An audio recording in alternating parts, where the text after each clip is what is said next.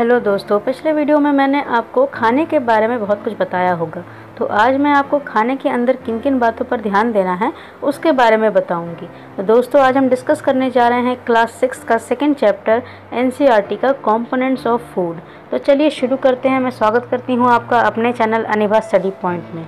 तो दोस्तों, आज हम डिस्कस करने जा रहे हैं topics introduction, what to different food item contain, test for starch, fat and protein, what do various nutrients do for our body, balanced diet and deficiency diseases। तो चलिए शुरू करते हैं। पहले जान लेते हैं चैप्टर फर्स्ट में हमने बहुत सारे फूड आइटम्स के बारे में पढ़ा जो हम डेली लाइफ में खाते हैं और इंडिया के डिफरेंट पार्ट से आता है। तो एक जो खाना है उसके अंदर बेसिकली हम क्या देखते हैं, दाल होती है, चपाती होती है, राइस होता है, sambar, vegetable curry, appam, fish curry etcetera.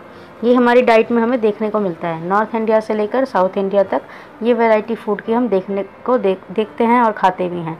हमारे खाने में यूजुअली एक आइटम ऐसा होता है जो गेहूं या चावल से बना होता है, या ग्रेन से बना होता है। कुछ डिशेस होती हैं जो मीट होती हैं, कुछ वेजिटेबल होती है, कुछ में कर्ड भी होती है, बटर भी होता है, मिल्क भी होता है और अचार भी होता है।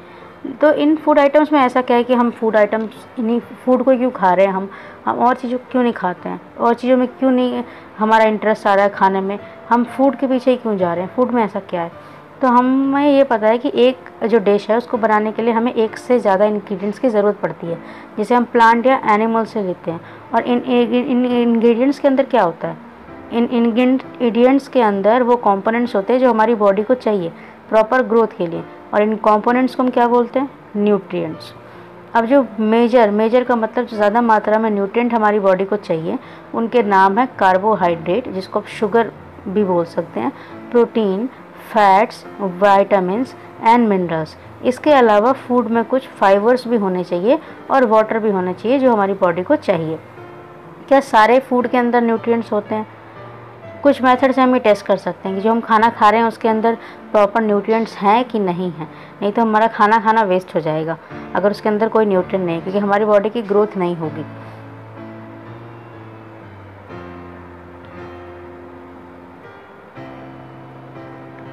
तो हमें कैसे पता लगाएंगे? अगर हमें स्टार्च या शुगर का टेस्ट करना है खाने में, तो हम ऐसा बहुत सारा खाना खाते हैं रोज़ जिसमें शुगर की मात्रा रहती है। फॉर एग्जांपल राइस खाते हैं, पोटैटो खाते हैं और चपाती भी खाते हैं जिसके अंदर शुगर की मात्रा रहती है। तो एक फूड के अंदर स्टार्च है या नहीं, इसको हम इजीली टेस्ट कर सकते हैं। इसके लिए हमें फूड मटेरियल को थोड़ा सा ले लेना होगा, रॉ मटेरियल, और उसके अंदर 2 या 3 ड्रॉप डाइल्यूट आयोडीन सॉल्यूशन की डालनी होगी और कुछ टाइम तक ऑब्जर्व करना होगा और देखना होगा कि फूड का कलर चेंज हो रहा है या नहीं हो रहा है। अगर फूड का कलर ब्लू या ब्लैक हो जाता है तो ब्लू ब्लैक कलर दिखाता है कि फूड के अंदर स्टार्च है, यानी शुगर है, कार्बोहाइड्रेट है। और अगर ब्राउन कलर दिखाता है तो इसका मतलब नहीं है, नेगेटिव रिजल्ट। अगर हमें फ़ैट का टेस्ट करना है तो हम कैसे करेंगे? तो आप फूड आइटम को थोड़ा सा ले लीजिए और उसको एक पेपर के अंदर मतलब पैक कर लीजिए या फिर रख लीजिए। उस पेपर के अंदर उसको क्रश कर दीजिए, फिर उस पेपर को थोड़ा टाइम के लिए छोड़ दीजिए। तो आप पेपर पर देखेंगे आपको ऑयल के स्पॉट्स दिखाई देने लगेंगे। और अगर आप उस पेपर को लाइट के पास लेकर जाते हैं तो आप देख सकेंगे कि लाइट भी उस पर पड़ रही है और वो पास हो रही होती है उस पेपर से। ये जो ऑयली पैच होते हैं या धब्बे होते हैं पेपर पर, ये दिखाते हैं कि खाने के अंदर फैट की मात्रा है। और फूड के अंदर कई बार थोड़ा सा पानी भी होता है जिसकी वजह से भी वो पेपर गीला हो जाता है या फिर हमको वेट नज़र आ रहा है। तो उसको आप लाइट में लेके जाएंगे तो वो सूख जाएगा, तो फिर आपको क्लियरली फैट दिखाई देगा। कुछ अदर न्यूट्रिएंट्स जैसे कि विटामिन्स और मिनरल्स भी बहुत सारे खाने में प्रेजेंट रहते हैं। अब अगर आपको प्रोटीन का टेस्ट करना है तो आप कैसे करेंगे? तो प्रोटीन का टेस्ट करने के लिए आप थोड़ा सा फूड आइटम ले लीजिए और भले सॉलिड हो या लिक्विड जिसका आप टेस्ट करना चाह रहे हैं उसको पेस्ट बना लीजिए या पाउडर बना लीजिए और उसको बढ़िया तरीके से ग्राइंड कर दीजिए, मैश कर दीजिए और उसको एक क्लीन टेस्ट ट्यूब में डाल के 10 ड्रॉप्स वाटर की ऐड कर दीजिए उसको और टेस्ट ट्यूब को शेक कीजिए। कुछ टाइम बाद आप 10 drops of caustic soda solution उसमें डालिए टेस्ट ट्यूब में और फिर से उसको शेक कीजिए और टेस्ट ट्यूब को कुछ मिनटों के लिए छोड़ दीजिए। उसके बाद जब वापस आप लौट कर आएंगे तो अगर किसी खाने में प्रोटीन है तो वो जो उसका कलर है, फूड का कलर है, वो आपको वॉयलेट नज़र आएगा। तो वॉयलेट कलर दिखाता है कि फूड में प्रोटीन है, और अगर आपको ब्लू कलर दिखता है तो इसका मतलब नहीं है। अब है कि ये जो न्यूट्रिएंट्स है जिनकी हम बात कर रहे हैं, कार्बोहाइड्रेट है, प्रोटीन्स है, फैट्स है, ये करते क्या हैं, हम इनके बारे में बात ही क्यों कर रहे हैं। तो कार्बोहाइड्रेट्स मेनली हमारी बॉडी को एनर्जी प्रोवाइड करता है, फैट भी एनर्जी प्रोवाइड करता है, लेकिन कार्बोहाइड्रेट से ज़्यादा प्रोवाइड करता है, लेकिन ज़्यादा फैट्स खाने से हमारी जो सेहत है वो बिगड़ने लगती है। कार्बोहाइड्रेट्स और फैट दोनों को एनर्जी गिविंग फूड की कैटेगरी में हम रखते हैं। प्रोटीन हमारी बॉडी को चाहिए क्योंकि हमारी ग्रोथ और जो हमारी बॉडी की डेवलपमेंट है, ये जो रिपेयर है, वो प्रोटीन की वजह से होता है। तो जो फूड प्रोटीन्स होते हैं उनको बॉडी बिल्डिंग फूड भी बोला जाता है।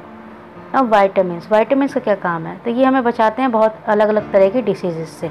हमारी बोन्स को स्ट्रॉन्ग रखते हैं, हमारी ताकतों को स्ट्रॉन्ग रखते हैं, हमारे जो गम्स हैं उनको, मसूड़े हैं उनको स्ट्रॉन्ग रखते हैं। और विटामिन्स बहुत तरीके के होते हैं, इनको अलग अलग ग्रुप में बांटा जाता है।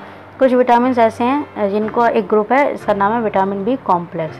ये हमारी बॉडी को चाहिए छोटी अमाउंट में, और इसका काम ये रहता है कि हमारी स्किन को और हमारी आई को ये हेल्थी रखते हैं।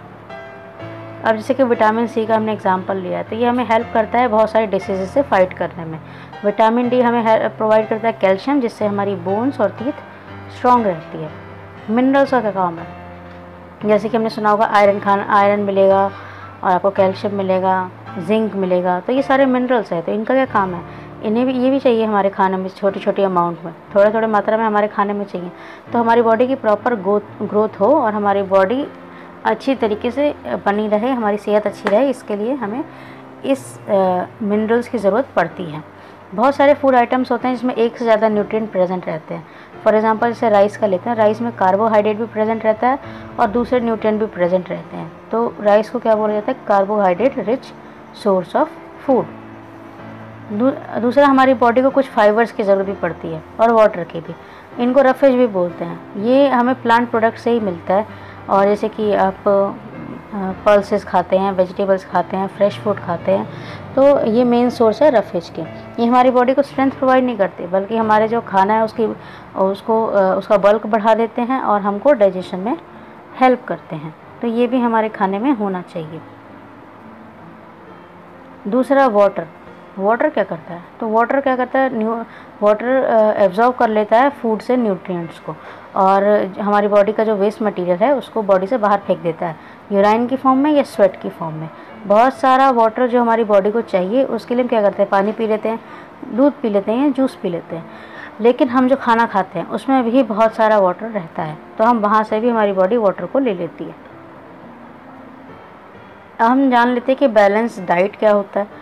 दोस्तों, खाना तो हम सब खाते हैं ताकि हमारी बॉडी अच्छी, हमारी हेल्थ अच्छी हो, हमारी बॉडी ग्रो करे, हमारी हेल्थ बनी रहे।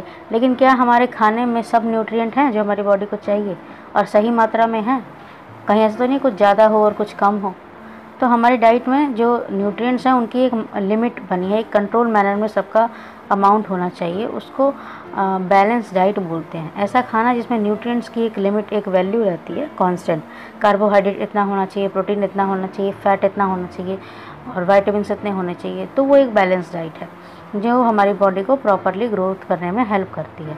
फॉर एग्ज़ाम्पल, जैसे कि दाल, ग्राउंडनट, सोयाबीन, स्प्राउटेड सीड जिसमें मूंग और बंगाल ग्राम आ जाता है, चना, फर्मेंटेड फूड जैसे साउथ इंडियन फूड है इडली, और कॉम्बिनेशन ऑफ फ्लोर में जैसे मिस्सी रोटी, थेपला, और जैसे हम सीरियल और पल्सेस से बनाते हैं, बनाना, स्पिनच, सत्तू, जैगरी, वेजिटेबल्स, ये सारे फूड हैं जो हमें न्यूट्रिएंट प्रोवाइड करते हैं और इनको हम बैलेंस डाइट की कैटेगरी में रख सकते हैं। और ये ज़्यादा एक्सपेंसिव भी नहीं है, ऐसे नहीं है बैलेंस डाइट लेने के लिए आपको बहुत ज़्यादा पैसा खर्चा करने की ज़रूरत है। अगर आपने ये सब भी खाया तो आपको बैलेंस डाइट मिल रहा है। अब दूसरा कि अगर हमें अपनी बॉडी को अच्छे से ग्रो करवाना है तो हमें खाना भी सही तरीके से खाना होगा। ये ऐसा ना हो कि बहुत ज़्यादा पक गया हो या बहुत ज़्यादा जल गया हो या उसके सारे न्यूट्रिएंट लॉस्ट हो गए हों और तब हम उसे खा रहे हैं।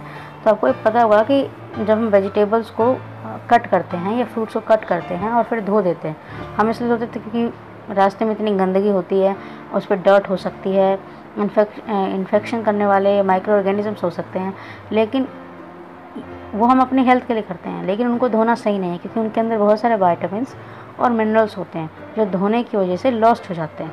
और अगर हम खाने को टेस्टी बनाने के लिए कुक करते हैं, उसे हीट करते हैं, तो वो भी उसके न्यूट्रिएंट लॉस्ट हो जाते हैं। तो खाने को ओवर कुक करके भी नहीं खाना चाहिए।